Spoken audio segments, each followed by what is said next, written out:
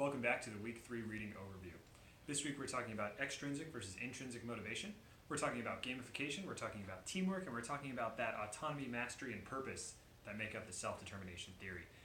Specifically, a concept that's near and dear to my heart is autonomy. The ability to do things that are self-directed, the ability to have the freedom to do the work that you need to accomplish the way you want to accomplish it, the not being micromanaged. And all of us can relate to this in terms of I felt micromanaged, I had that boss that was bad, etc. But a lot of us here at Full Sail are going out to be entrepreneurs, to be somebody else's boss. So I think it's really important to remember not only are you feeling like you have the freedom to do what you want to do, but are your employees and your coworkers feeling that way too?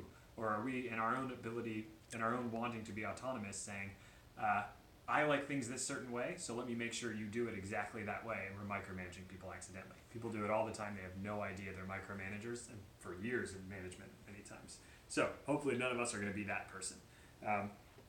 Additionally, intrinsic motivation. Intrinsic motivation is extraordinarily important. It's kind of the concept of, are you driven to do things for their own sake and because you're passionate about them, or is it about the money? Is it about the pressure, the social pressure, peer pressure coming from the outside, etc.? And this can extend beyond just your work.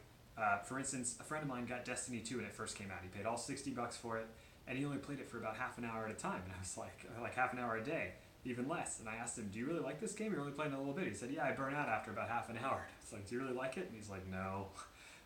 He just felt like he had to spend his time on it because his friends all thought it was a cool game, and he spent $60, so he wanted to justify his purchase. So that's a good example of somebody extrinsically motivated for something they didn't even want to do.